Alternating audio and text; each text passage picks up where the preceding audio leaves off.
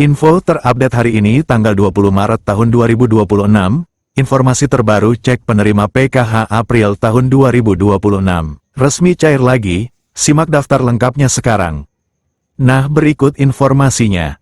Assalamualaikum warahmatullahi wabarakatuh. Kembali lagi di channel TV-ku PKH ini. Sobat YouTube, bagaimana kabarnya hari ini? Semoga sahabat YouTube semua dalam keadaan sehat, tambah rezekinya, dan tentunya semakin sukses. Untuk mengetahui informasi lebih lengkapnya, simak terus videonya. Jangan skip supaya tidak menimbulkan gagal paham dan tentunya salah paham. Bagi yang baru gabung dan baru kenal dengan channel TV-ku PKH ini, saya ucapkan selamat datang dan terima kasih banyak. Saya mohon bantuannya kepada sahabat YouTube semua untuk terus mendukung channel TV-ku PKH ini dengan cara like, share, komen, dan tentunya silakan di-subscribe channelnya. Aktifkan notifikasi loncengnya supaya sahabat YouTube semua tidak ketinggalan di video-video terbaru dari channel TV-ku PKH ini. Dan silakan di-share ke grup-grup media sosial, sahabat YouTube semua apabila video kali ini bermanfaat. Kabar gembira bagi jutaan keluarga penerima manfaat, KPM, di seluruh Indonesia, program bantuan sosial PKH kembali dicairkan pada April tahun 2026. Pemerintah melalui Kementerian Sosial, Kemensos, telah merilis daftar penerima terbaru, memastikan kelancaran distribusi bantuan bagi kita semua. Penting sekali bagi kamu untuk segera cek penerima PKH April tahun 2026 agar tidak ketinggalan informasi penting ini. Memahami program PKH di tahun 2026. Program Keluarga Harapan, PKH, merupakan inisiatif strategis pemerintah untuk mengurangi angka kemiskinan dan meningkatkan kualitas hidup masyarakat.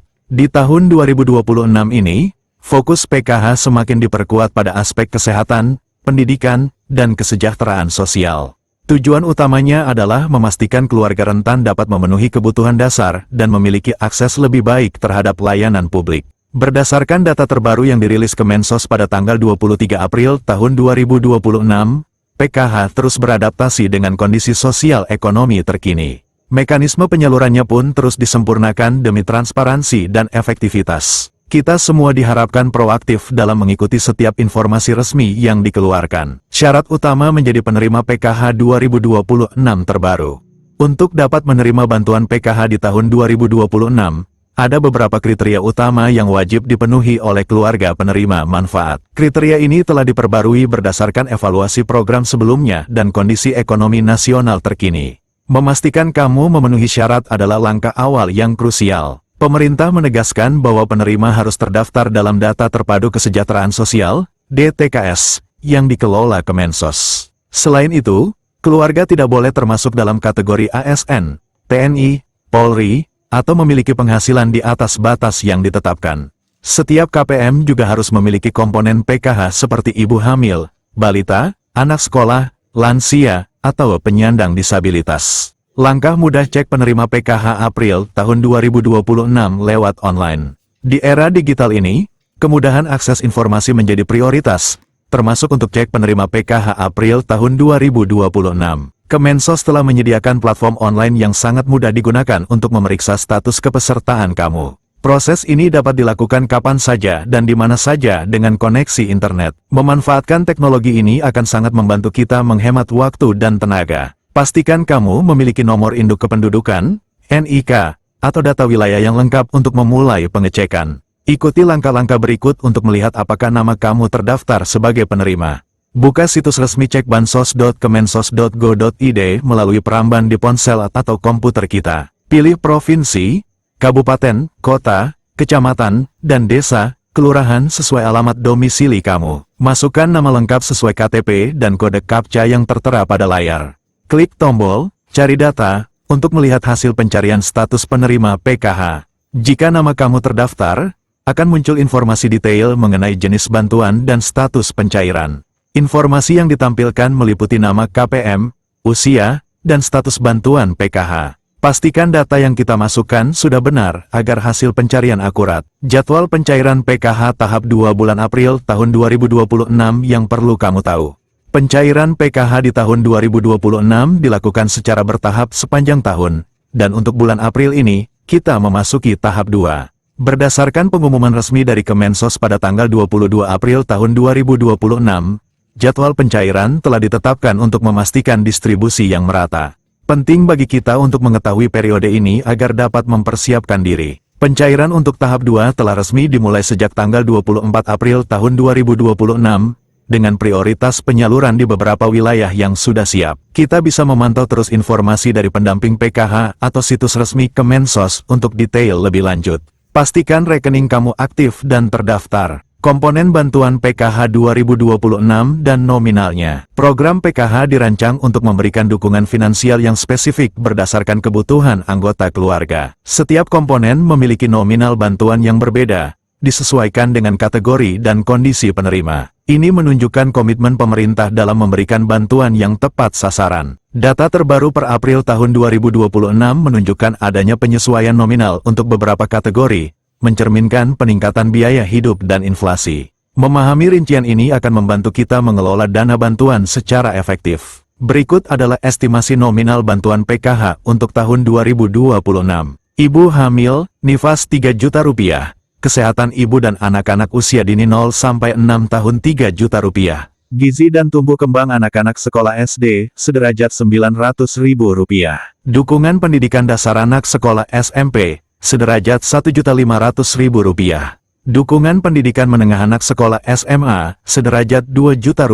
Dukungan pendidikan lanjut usia 70+, Rp2.400.000. Kesejahteraan lansia penyandang disabilitas berat Rp2.400.000. Dukungan penyandang disabilitas. Setiap keluarga maksimal dapat menerima bantuan untuk 4 komponen berbeda, dengan total nominal disesuaikan. Dana ini diharapkan dapat dimanfaatkan sebaik-baiknya untuk kebutuhan yang telah ditetapkan. Pastikan kamu selalu memantau informasi resmi untuk setiap perubahan nominal. Data terbaru penerima PKH April tahun 2026 berdasarkan wilayah. Distribusi penerima PKH April tahun 2026 tersebar di seluruh provinsi Indonesia, dengan jumlah KPM yang bervariasi di setiap daerah. Data ini menunjukkan upaya pemerintah untuk menjangkau keluarga prasejahtera di berbagai pelosok negeri. Informasi mengenai distribusi wilayah ini sangat penting untuk kita ketahui.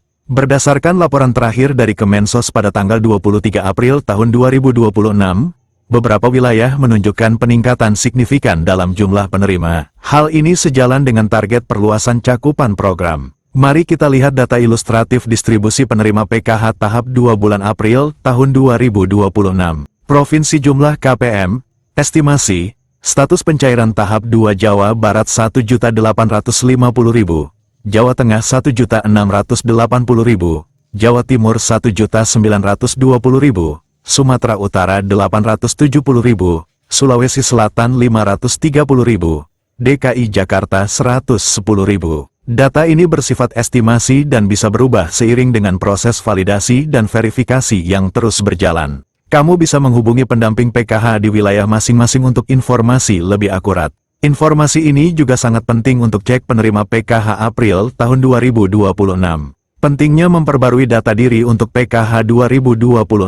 Ketersediaan data yang akurat dan terkini adalah kunci utama kelancaran penerimaan bantuan PKH. Data yang tidak valid atau kedaluarsa dapat menyebabkan penundaan bahkan pembatalan bantuan. Oleh karena itu, kita harus selalu memastikan data diri dalam DTKS selalu terupdate. Perubahan status keluarga seperti kelahiran, kematian, atau pindah alamat harus segera dilaporkan kepada pendamping PKH. Kemensos secara berkala melakukan verifikasi data, dan ketidaksesuaian data bisa menjadi masalah serius. Jangan sampai kita kehilangan hak bantuan hanya karena kelalaian dalam memperbarui informasi.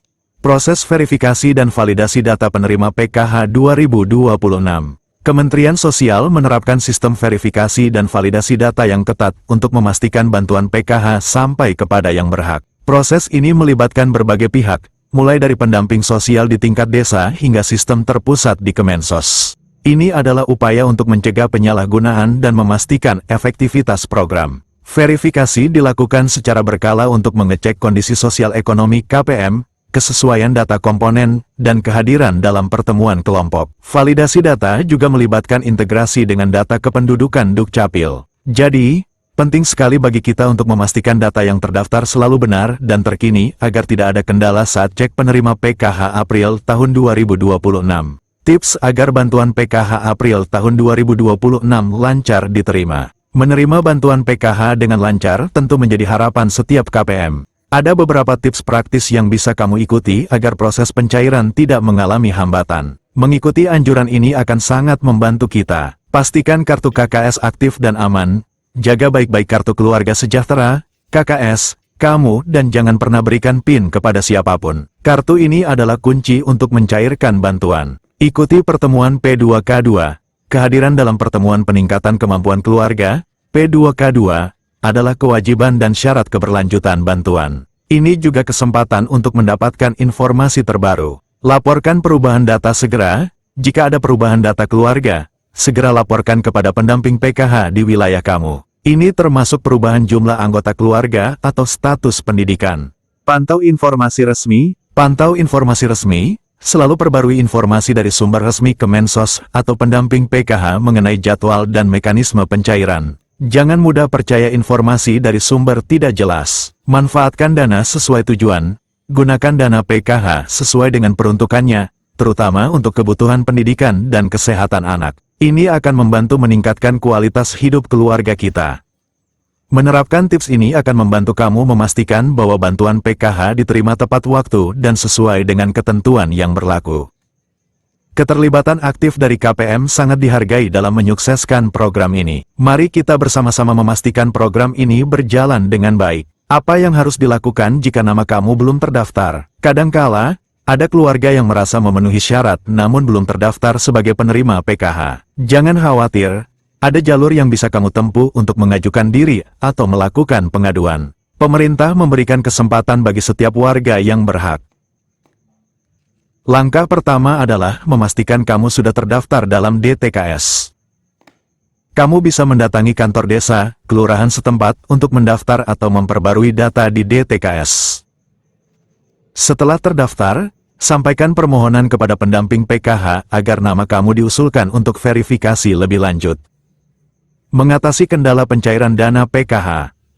Meskipun sistem penyaluran sudah semakin baik, terkadang kendala bisa saja muncul saat pencairan dana PKH.